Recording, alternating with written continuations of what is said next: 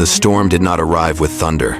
It came the way winter often does in the high country, quietly, deliberately, as if it had all the time in the world. Snow had been falling since before dawn, thick and steady, the kind that erased distance and softened sound until the mountains themselves seemed to lean inward. Listening, Caleb Ward noticed it by the way the tree line disappeared. One moment the pines were there, dark and familiar against the slope. The next, they were only a pale suggestion, a gray smear swallowed by white. That was when he set his axe down and stood still, breath fogging in front of his beard. Late winter, northern Arizona, the season that punished mistakes. He had lived alone on this ridge long enough to read the signs. Quiet storms were worse than loud ones. Loud storms gave warning. They howled, announced themselves, dared you to prepare. Quiet storms closed around a man without drama and waited for him to get careless. Caleb did not get careless. He finished splitting the last round of pine, stacking the logs beneath the lean-to beside the cabin. His shoulders burned in the familiar way. A deep, honest ache earned through repetition. The axe felt lighter than it should have, muscle memory carrying most of the weight now. He wiped sap from his gloves, flexed his fingers, and listened. Nothing. No wind screaming through the rocks. No animals calling from the trees. Just the soft, endless hiss of snow settling into itself. The cabin crouched halfway up the slope, a low, weathered thing built more for endurance than comfort. The logs were rough-hewn, bleached by sun and time. Snow packed tight against the base, sealing it like mortar. One shutter hung slightly crooked, warped with age, but it still closed. Caleb had learned long ago that fewer openings meant fewer problems. That was the rule he lived by. He had chosen this place because it was far from people. The nearest trading post sat days away, in good weather, longer in winter, if the trails vanished. No neighbors, no visitors, no reason for anyone to climb this high unless they were lost, desperate, or looking to bring trouble with them. After his wife died, distance became the only thing that made sense. Illness did not announce itself like a storm. It crept. It waited. It left a man standing useless at a bedside, counting breaths and bargaining with silence. Caleb had made sure she was warm at the end. Warmth hadn't saved her, but it was all he had left to give. When the ground finally thawed enough to bury her, he left town with the thaw. Sold what mattered. Bought land no one wanted. Built a life that asked nothing of him except work and attention. Out here, the rules were simple. Prepare, endure, survive. Do not open doors you cannot close again. He stepped inside the cabin and barred the door out of habit, shaking snow from his coat. The fire burned steady in the hearth, built up since morning the way you do when the weather turns mean. A pot hung over the flames, beans simmering low, smoke, pine, old wood. The cabin smelled like survival. Caleb hung his coat on its peg and reached for the kettle. That was when he heard it. Not a knock, not a shout, a sound that did not belong to the storm. A soft, uneven crunch outside. He froze, kettle half lifted. Every muscle in his back tightened. Quiet let small sounds travel. He set the kettle down without a sound and moved toward the wall where the axe rested, fingers closing around the handle. Another step, slower this time. Unsteady. A man would have moved with purpose, even injured. An animal would have fled. This was neither. Caleb did not call out. Curiosity buried men up here.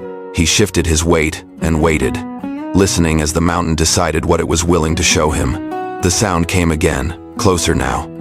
Snow compressed under bare weight. Bare. That thought landed hard.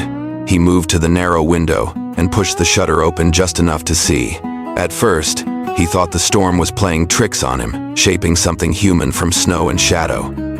Then she stumbled into view. A woman, young, thin, barefoot. She wore a ceremonial dress that had no business in winter, the fabric torn at the hem and soaked through. Snow clung to her calves and the dark braid down her back. Her arms were locked tight against her chest, shoulders shaking as she dragged herself forward one step at a time. She did not look around, did not call out. She was not searching. She was fleeing. Caleb's grip tightened on the axe. Apache. He knew by the cut of her dress, the pattern stitched along the fraying edge, the way her hair was braided with care even now. Apache women did not wander alone into white territory in the dead of winter unless something had gone catastrophically wrong. She took another step, then another, and finally collapsed to her knees less than 10 yards from his porch. Her hands plunged into the snow as if she were searching for something solid. Her body swayed, unsteady, on the edge of giving up. Caleb watched longer than he should have. Every rule he lived by told him to close the shutter, bar the door, let the storm finish what it had started. That was the safe choice, the clean one. By morning, she would be gone. Another quiet disappearance the mountain swallowed without record. No complication, no risk. He told himself she could be bait, that others might be hidden in the trees, watching, waiting for him to make a mistake.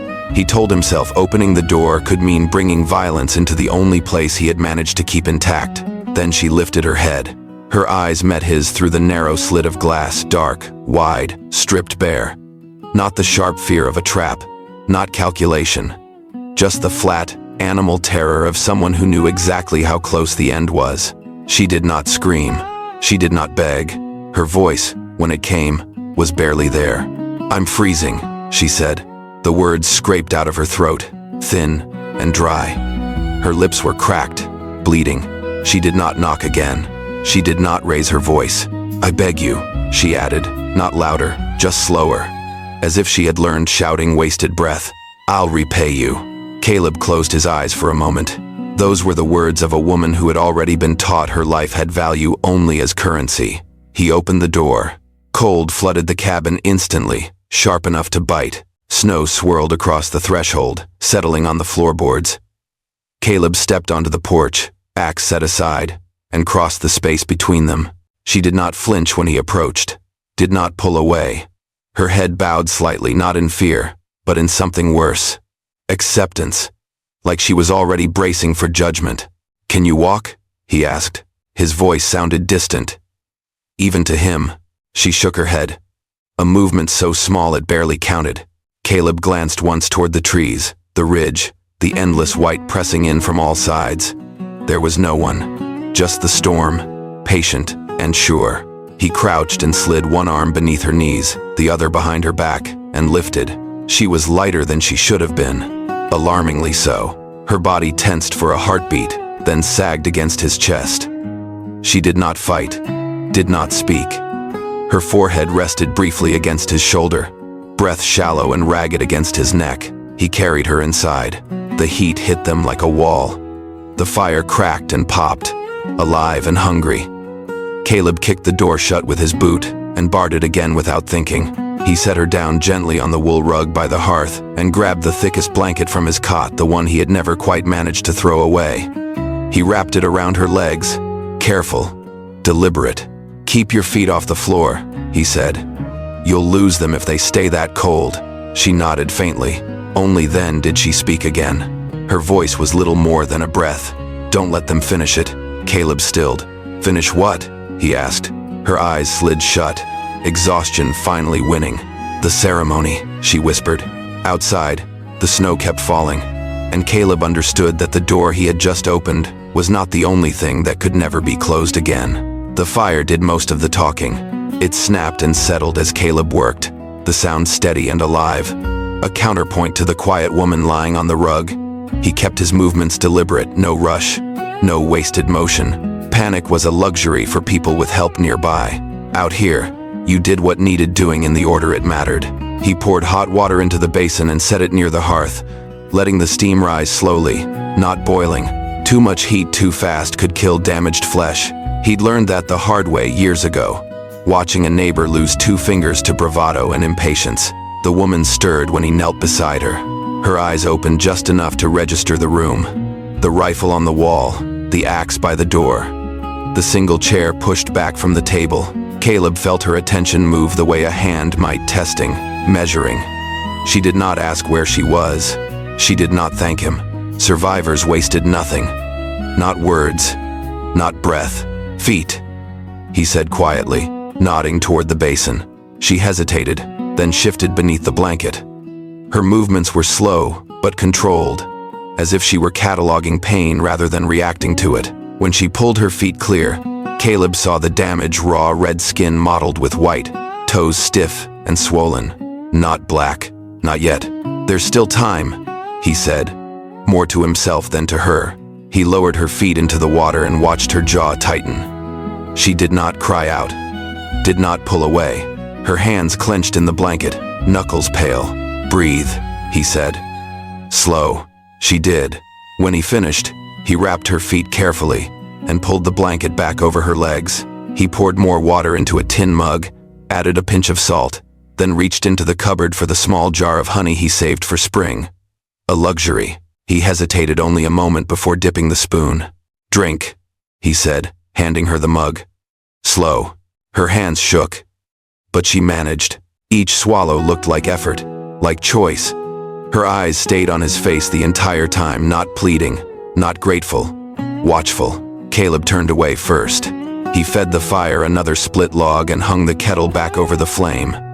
Outside, the wind leaned against the walls, testing them. Snow scraped softly against the shutters, a patient sound. When he turned back, she was asleep. Not collapse. Sleep. Her breathing had evened out, shallow but steady. Color had returned to her cheeks, faint but real. One hand rested on the edge of the blanket as if she were afraid it might disappear if she let go. Caleb stood there longer than he meant to. When you lived alone long enough, you stopped accounting for your presence. No one noticed when you paused. No one watched the way your eyes lingered. Having another body in the room, another living thing, made the cabin feel smaller, warmer, more dangerous. He shook himself free of the thought and returned to his routine. Beans stirred, tools checked, door tested once more to make sure the bar sat firm. He did not sleep that night. Not really. He dozed in short stretches, waking at every shift of the wind, every pop of the fire. She did not stir again. By morning, the storm had not lifted. It never did things cleanly in the high country. It only eased its grip enough to make a man careless. Snow still pressed against the shutters, and the wind kept its low, mournful voice, sliding through the cracks like it was testing them. Caleb woke before dawn out of habit. He stirred the fire, added wood, and set water onto heat. Only then did he look toward the hearth. She was awake, sitting up now, blanket wrapped around her shoulders. Her posture was straight despite the stiffness, her gaze alert. She watched him the way someone watches a room they might need to escape. "You're alive," he said. She nodded once. He handed her the mug again. Fresh water this time, no honey. She drank without being told. Slower now, steadier. When she finished, she held the cup like it mattered. "I won't ask questions you don't want to answer," Caleb said, not looking at her. "But I need to set some rules." She waited. "You can stay until the weather breaks," he continued. "That's not an invitation. It's a line. You cross it when you're able." She considered this, not offended, not relieved, just weighing it. "Yes," she said. Her voice was rough but firm, accented but clear. He nodded. "Don't touch the door unless I say so. If someone comes, you stay out of sight." Something flickered across her face then. Not fear for herself, for what his words implied. "They're looking," she said. Caleb glanced at her. "I know." She drew the blanket tighter. "They won't shout. They won't knock. I know that too. Today." Silence settled between them again. Different now. Not empty. Measured. He turned back to the hearth and poured beans into a bowl, tore bread with his hands, and set it on the floor within her reach. He did not offer to sit with her. "Eat," he said. Slow. She ate exactly as instructed. When she finished, she set the bowl aside carefully, wiping it clean with a scrap of cloth. She did not leave crumbs, did not waste. "What's your name?" Caleb asked, finally. She hesitated, then answered. "Ayana." He nodded.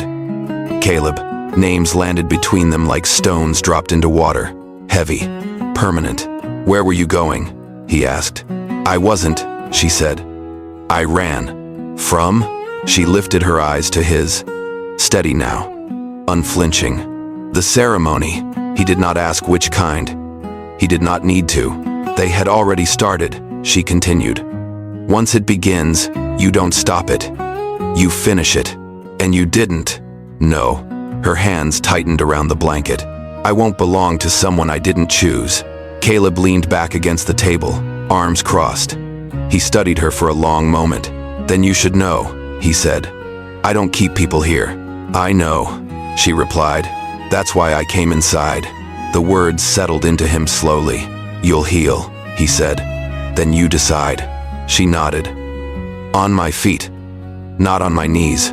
That's the only way. The day crept forward.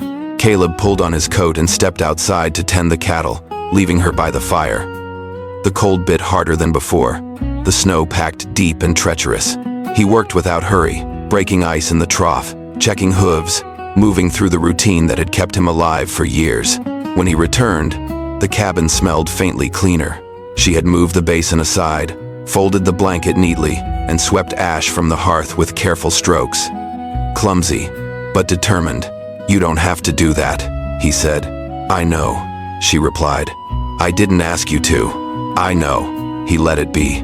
That afternoon, he noticed the limp. She favored her right foot, kept weight off it when she could. But she did not complain, did not sit unless told. You'll lose more if you push, he said. I've already lost enough by standing still, she answered. He watched her for a long moment, then handed her a bundle of kindling. Sort this, he said. Dry to the left, damp to the right. She nodded and set to work. Later, when the light began to fade, Caleb found the red cloth. It was tucked beneath the blanket where she had slept, folded small, edges torn. The pattern stitched into it was intricate, ceremonial, a piece of something meant to bind. He held it for a moment, then set it back where he found it. Some lines weren't his to cross. That night, as the fire burned low and the storm pressed close, Ayanna spoke again. They'll say I shamed them, she said quietly, that I broke what was promised. And what do you say?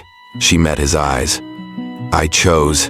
Outside, the snow kept falling, and Caleb understood that whatever happened next would not be decided by weather alone. The first thing Ayanna asked for was a knife, not the rifle on the wall, not the axe by the door, a knife. Caleb paused with the coffee tin in his hand, steam rising between them. He looked at her carefully, measuring not the request but the way she stood when she made it upright, balanced despite the limp, eyes steady. What for? He asked. She glanced toward the fire, then back to him. To cut something that isn't needed anymore. He did not ask what she meant. He reached into the drawer beneath the table and set a small skinning knife down between them. The blade was clean, well kept. He slid it across the wood with 2 fingers. She did not thank him. She carried the knife to the hearth and knelt carefully, favoring her foot. From beneath the folded blanket, she pulled the red cloth he had seen the night before. This time, she did not try to hide it. She held it for a long moment, fingers tracing the torn edge, the careful stitching that once meant something permanent. The fire crackled softly, patient. Then she cut it, one clean slice through the center. No hesitation. The sound of tearing fabric was quiet, but final. She fed one half into the flames and watched it darken, curl, and vanish. Caleb stood where he was, hands loose at his sides. He understood the gravity of the act without needing explanation. Some things, once burned, did not come back. When she was done, she wiped the blade on her sleeve and set it back on the table. She did not keep it. I won't carry it anymore, she said. He nodded. That's your choice.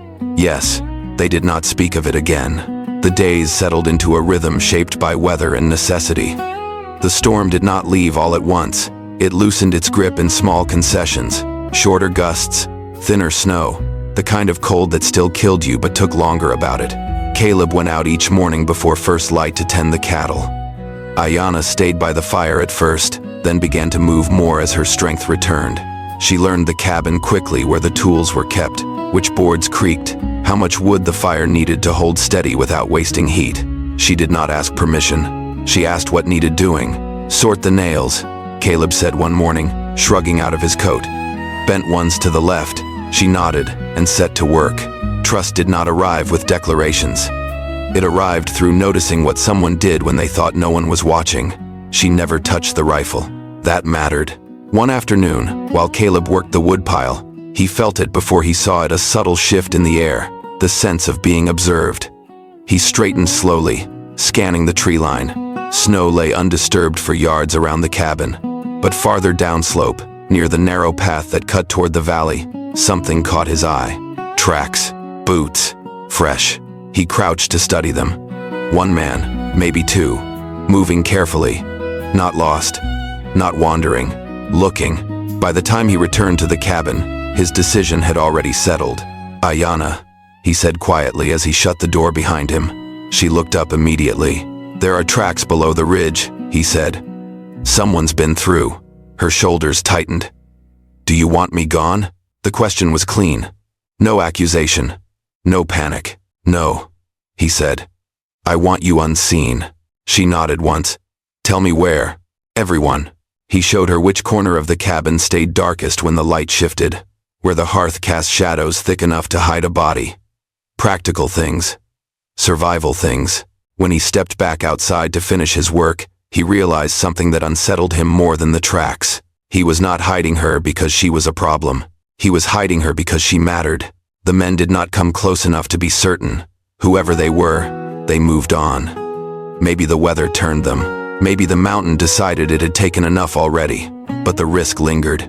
That night, Caleb began pulling old boards down from the loft above the barn.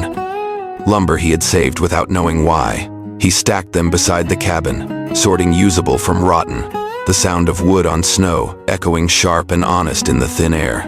Ayana watched from the porch, wrapped in the old coat he had given her, the sleeves too long. She looked smaller in it, younger, but her posture was straight. Her chin lifted against the cold. "You're building," she said. "Repairing," he replied. Not a lie, just not the whole truth. She studied him for a moment, then nodded and went back inside. The next morning, she surprised him. He came in from the barn to find the fire already built up, not roaring, just right. A pot warming. The floor swept cleaner than before. Ayana sat on the floor near the hearth, mending a tear in his glove with careful, practiced stitches. "You didn't ask," he said. "I saw it needed doing," she replied. He took the glove from her when she finished. The stitching was tight, clean. "Thank you," he said. It was the first time he had thanked anyone for something inside that cabin in years. She nodded once and returned her attention to the fire. Later that afternoon, the wind shifted hard and blew smoke down the chimney. The fire sputtered, threatening to die. Caleb was outside hauling feed when he smelled it. He dropped what he was doing and ran. Ayana was already there, kneeling, one hand shielding the flame, the other feeding it slowly, the way he had shown her. She did not look up. "I remembered how you do it," she said. The fire caught, held.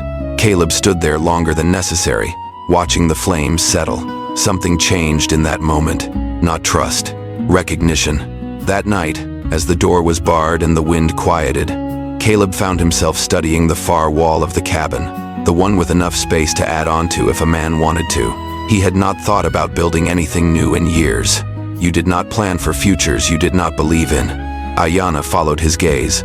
"You're thinking," she said. "About work," he replied. She did not press. When she lay down near the hearth, the blanket rested loose across her shoulders now, not wrapped tight like armor. Her breathing slowed into something deep and steady. Caleb lay awake long after the fire burned down, listening to the mountain breathe. The next morning, she spoke first. "I didn't run to belong to someone else," she said quietly, as if continuing a thought he had missed. He did not look at her. "I know. I won't trade one name for another. You don't have to."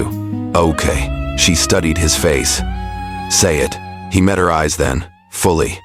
"You don't belong to me." Ayana nodded. Something eased in her shoulders. A tension Caleb had not known was there. "Good," she said. They worked side by side that day.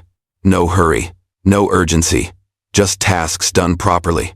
When her foot ached, she rested without shame and took up something else, sorting nails, keeping the fire steady. Care moved between them without negotiation. That evening, as the light drained from the valley, Caleb noticed her staring toward the fence line. "What do you hear?" he asked. "Nothing," she said. "That's what worries me." He listened.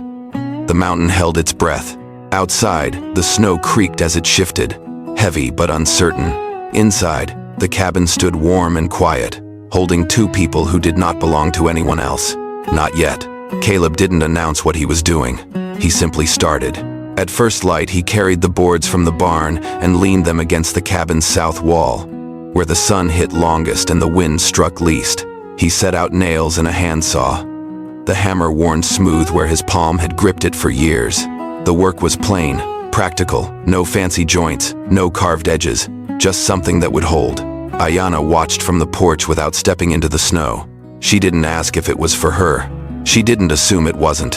Her gaze tracked the boards, the spacing, the way Caleb measured with his eyes before he ever raised a tool. She saw the intention in his hands the way she'd seen it in his silence, careful, restrained, refusing to promise more than it could deliver.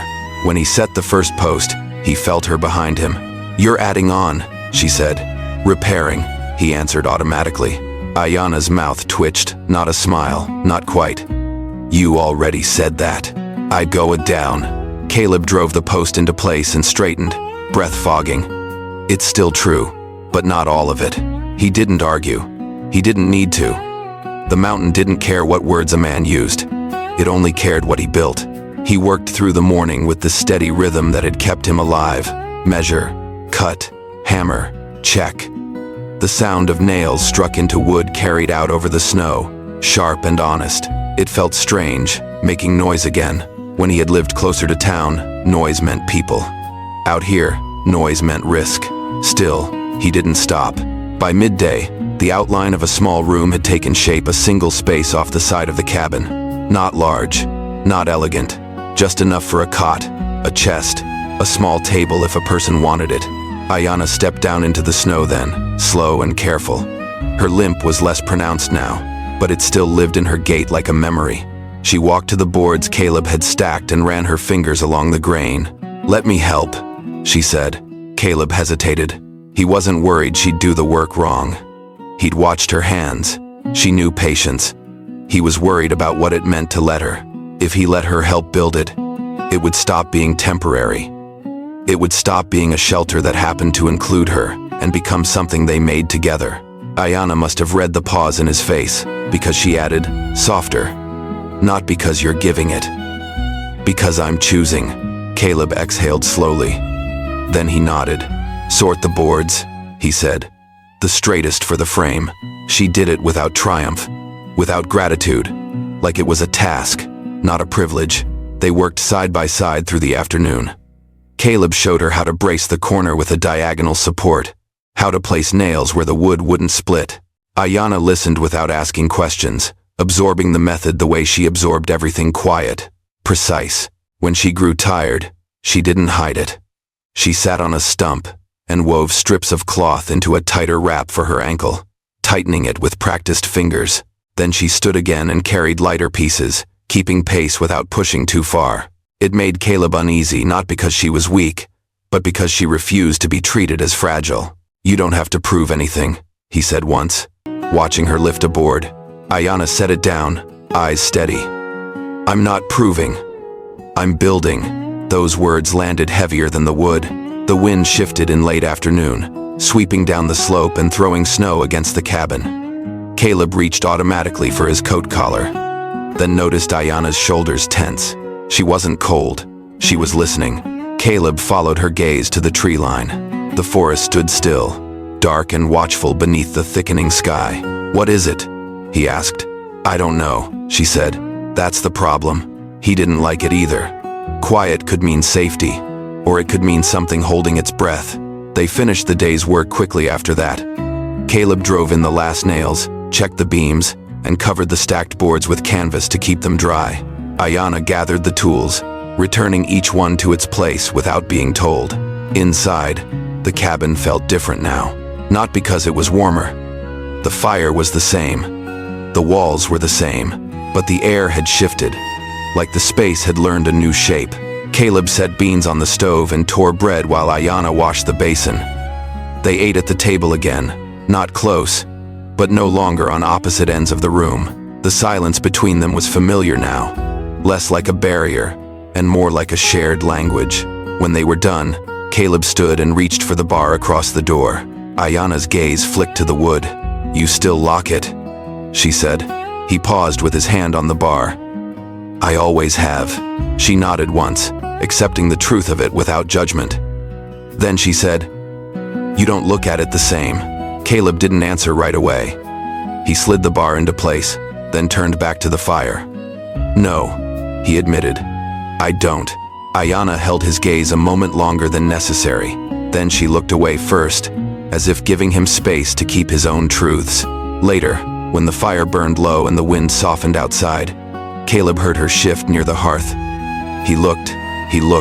Ayanna had shifted in her sleep only slightly, turning her face toward the cabin door, as if she could hear something through the logs.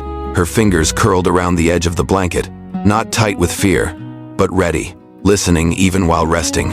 Caleb followed her gaze to the shuttered window. For a moment, he thought he saw a darker shape beyond the white. Not movement, just the suggestion of it.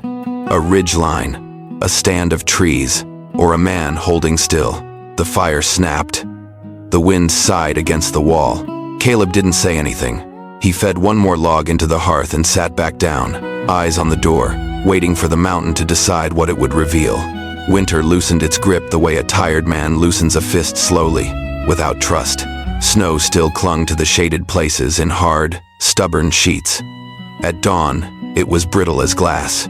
By noon, it softened just enough to turn footsteps into a quiet sink, as if the earth were trying to swallow what walked upon it. The wind had lost its sharpest edge, but it returned at night like it remembered something important. Out here, you didn't celebrate a thaw. You respected it. Caleb kept building anyway. He finished the wall's first tight seams, no gaps for cold to pry into. He set the roof pitch shallow so snow wouldn't sit there like a judgment and decide to collapse while they slept. Each nail he drove felt like a statement he wasn't ready to say out loud. Ayanna worked beside him when she could. When she couldn't, she worked somewhere else. She learned to take the lighter loads without being told, sorting nails by length, cutting kindling, rolling cloth into tight bundles for insulation. She did it with the same calm attention she brought to everything. As if order could be a kind of protection, Caleb began to notice her pauses. Small, almost invisible. A moment longer before standing in the morning. A hand resting briefly against the table when she turned. The way she stopped mid-task sometimes and simply breathed, as if listening to something inside her rather than outside. He told himself it was exhaustion. Then one afternoon, he saw her press her palm to her lower belly, not in pain, not with panic, in thought. The gesture lasted a heartbeat, but it stayed with him. That evening, when he set beans on the table, she ate only a few bites. Not because she didn't want the food, but because her body refused it. "Beans will get cold," Caleb said. "I know," she replied, and took another bite anyway, as if to prove she could. Afterward, she sat by the fire with her hands wrapped around a cup she wasn't drinking from. Her gaze tracked the flames the way it always did when something weighed on her. Caleb didn't push. You didn't rush truths out of people who'd learned the cost of speaking. 2 days passed like that, small pauses, quiet calculation, a kind of inward attention that made the cabin feel like it was holding its breath. On the third morning, Ayanna spoke before Caleb could. The sky was still gray with dawn. The fire had burned down to coals. Caleb had just come in from the barn, boots leaving wet prints on the floorboards, breath sharp in his chest. Ayanna sat at the table with both hands around a tin cup.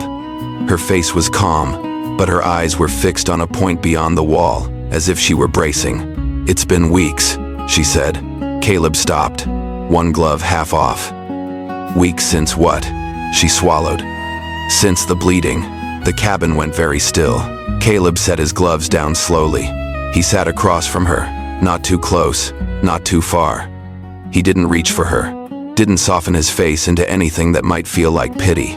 "Out here, you treated truths with respect, not emotion." "You're sure?" he asked. Ayanna nodded once, deliberate. "Yes."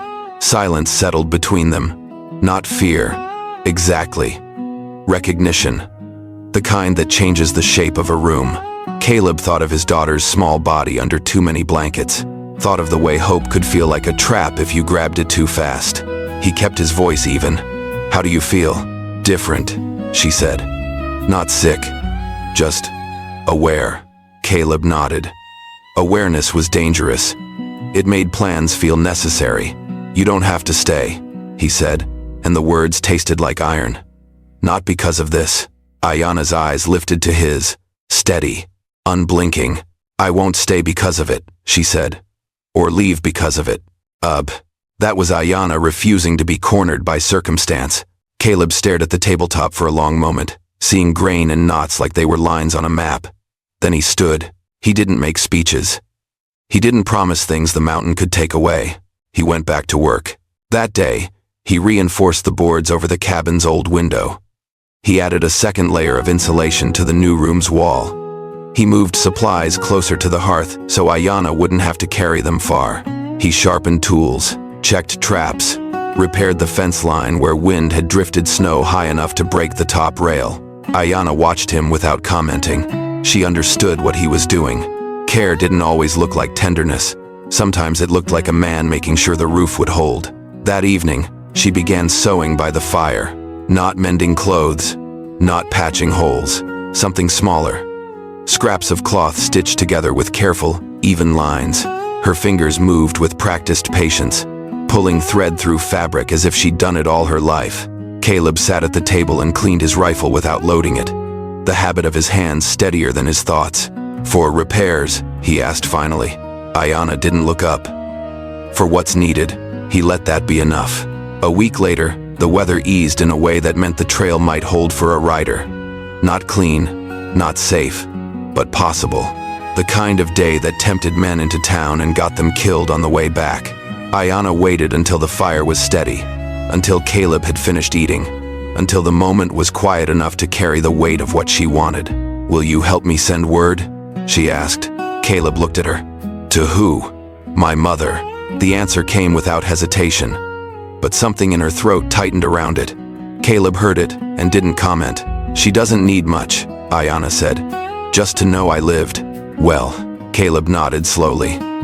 When the trail clears enough, we'll leave it where traders pass. Ayana's shoulders eased, just slightly. Not gratitude, relief.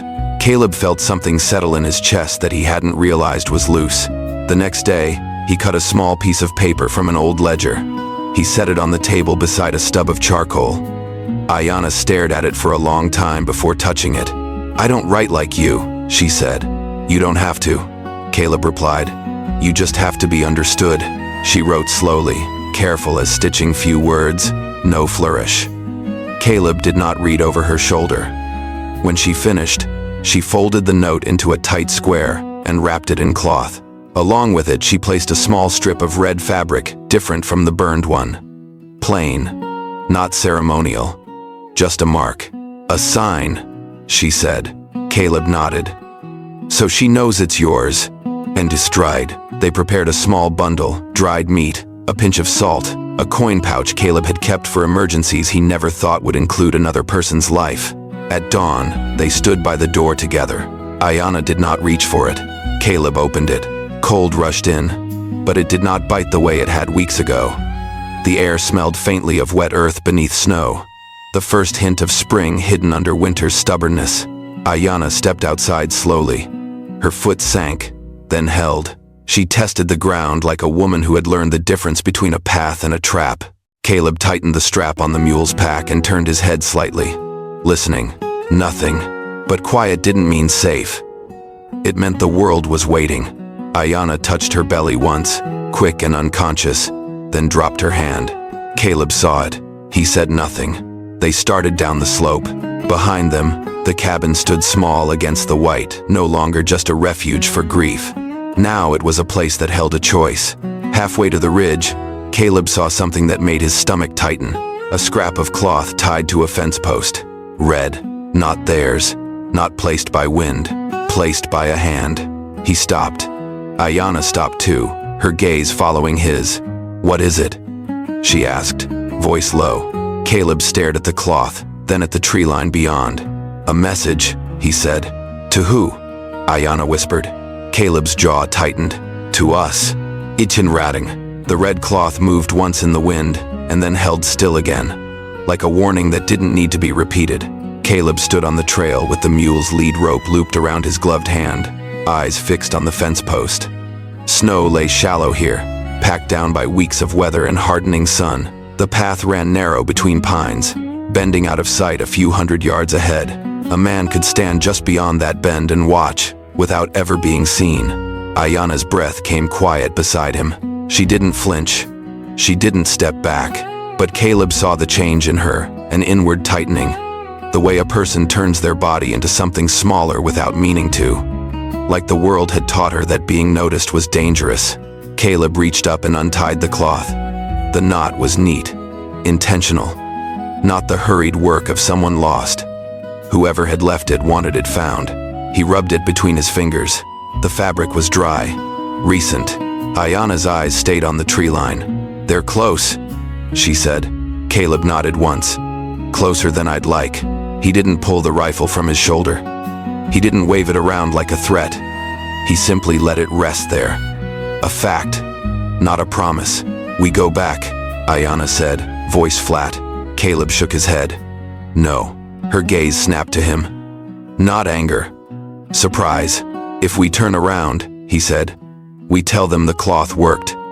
We tell them we're afraid." Ayana's jaw tightened. "We are." Caleb didn't deny it. "Then we choose what we do with it." He looked down at the trail and measured distance, cover, wind. The mountain taught a man to think in facts. "The trading post is still the plan," he said. "But we don't walk into the open blind." Ayana's eyes narrowed. "What do you want me to do?" Caleb glanced at her, and for a moment he saw the old equation she had been forced into: men deciding, women obeying. He hated how easily the world tried to slip her back into it. "I'm not telling you," he said. "I'm asking you." Ayana held his gaze, steadying herself. "Ask." Caleb pointed toward the stand of pines to their left, where the slope rose and thickened into cover. "If someone comes on this trail, you'll see them first from up there. If it turns bad, you don't wait for me. You move." Ayana's eyes didn't soften. "Away?" Caleb shook his head. "Toward the cabin, toward cover, toward whatever keeps you alive." So. She watched him for a long moment, then nodded once. "And you?" "I'll stay on the trail," he said. "I'll be what they see." Ayana's lips parted, a protest starting. Caleb lifted a hand not to silence her, but to stop the reflex. "This isn't about me being brave," he said. "It's about keeping you out of the middle." Ayana's gaze dropped briefly to his rifle, then back to his face. "I won't hide behind you." "I'm not asking you to," Caleb replied. "I'm asking you to choose where you stand." The words settled between them. Ayana inhaled slowly, then turned toward the trees and moved. Quiet as snow, her steps careful and practiced. She disappeared into the pines as if she had never been there. Caleb waited 10 heartbeats, then led the mule forward, walking with the steady pace of a man with nothing to hide. The trail bent ahead. He rounded it slowly, and there they were. 2 riders, sitting their horses as if they'd been there all morning. They wore heavy coats and scarves pulled high. One had a rifle laid across his saddle horn, not pointed, but ready. The other held a length of rope looped in his hand, loose and casual. They weren't Apache, not by the look of them. White men, territorial, maybe hired hands, maybe something worse. The kind that learned how to profit from other people's troubles. Caleb stopped. He didn't lift his rifle. He didn't smile. "Morning," the first rider said, voice too easy. "Morning," Caleb answered. The rider's eyes ran over Caleb's coat, his boots, the mule. Then the rider looked past him, up the trail, as if expecting a shape to appear behind Caleb. "You live up here?" the rider asked. "I do," Caleb said. "Quiet place," the second rider added. His gaze flicked to the trees, sharp, searching. Caleb felt the urge to turn his head toward Ayana's hiding place. He didn't. He kept his eyes on the men. "What do you want?" he asked. The first rider leaned forward slightly. "We're looking for someone." Caleb waited. "A girl," the rider said. "Indian. Young. Been causing trouble.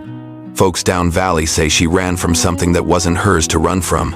Caleb's jaw tightened. "And you are?" The rider's mouth curved in a faint smile. "Men doing a job. Who hired you?" The smile faded a fraction. "That matters?" "It does to me," Caleb said. The second rider shifted his rope hand. "You're asking a lot of questions for a man alone." Caleb's voice stayed calm. "And you're standing on my mountain asking after a person as if she's property." The first rider's eyes hardened. You get moral on me, rancher. Or you answer simple. Have you seen her? Caleb felt the mountain's silence press in. The kind of silence that came right before violence when men decided they had permission. He spoke evenly. No. The first rider held Caleb's gaze. You sure? Caleb did not flinch. I'm sure. The rider's eyes narrowed. People say she ran barefoot. In winter. That kind of desperate doesn't get far. Caleb shrugged slightly. Then maybe the mountain took her. The second rider's horse snorted, pawing snow. The man leaned down and picked up a pinch of red cloth caught in his glove. Caleb's cloth, the one he'd untied. You found our marker, the man said, voice low. That means you're on the path we want. Caleb's mouth went dry. Marker. The first rider's gaze sharpened with satisfaction. We leave those for each other. We've been tracking. Someone's been feeding her, keeping her warm. That's the only way she's still breathing. Caleb's heart beat once, heavy. They didn't need to see her to know she existed. They just needed to know someone had opened a door. The first rider lifted his chin. Listen, we don't want trouble. We just want the girl. She belongs to someone who paid good.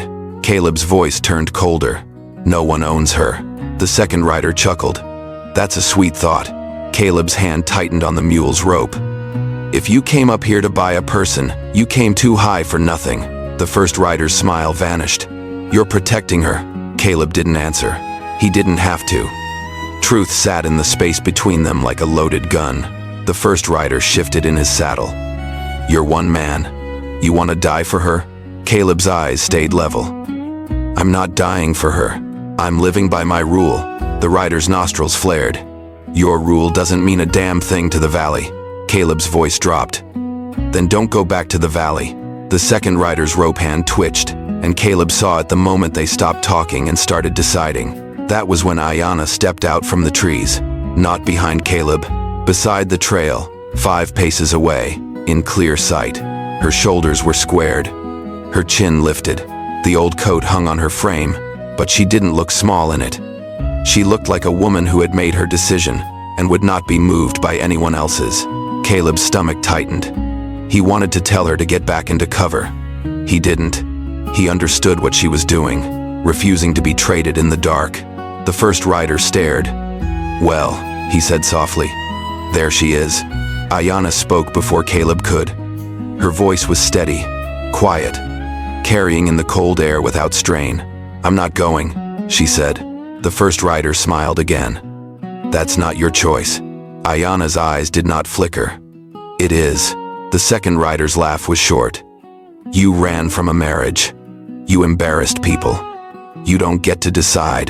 Ayanna cut him off, sharp as a blade. I decide what happens to my body. Silence hit like a fist. Even the horses seemed to feel it, ears pricking, breath steaming. The first rider's eyes hardened. You hear yourself? You think saying it makes it true?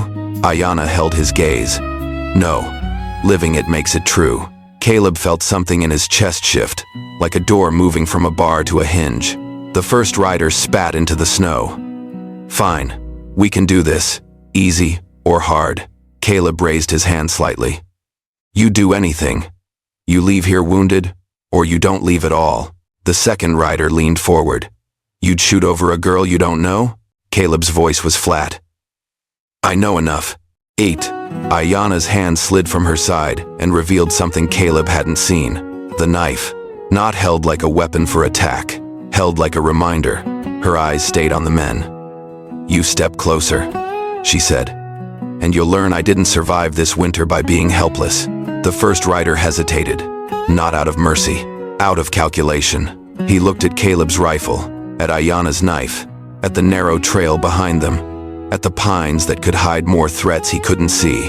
The mountain had a way of making men realize how small they were. The first rider exhaled slowly. This isn't over, he said. Caleb didn't blink.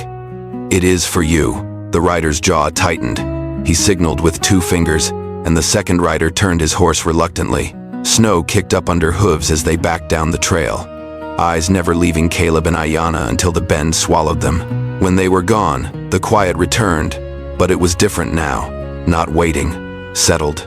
Ayana's breath left her in a slow exhale, and only then did her shoulders tremble once, a tiny crack in the armor. Caleb stepped closer, not touching, just closing the distance so she wouldn't have to stand alone in the open. "You shouldn't have come out," he said quietly. Ayana looked at him, eyes bright with cold and something deeper. "I won't be dragged from the shadows," she replied.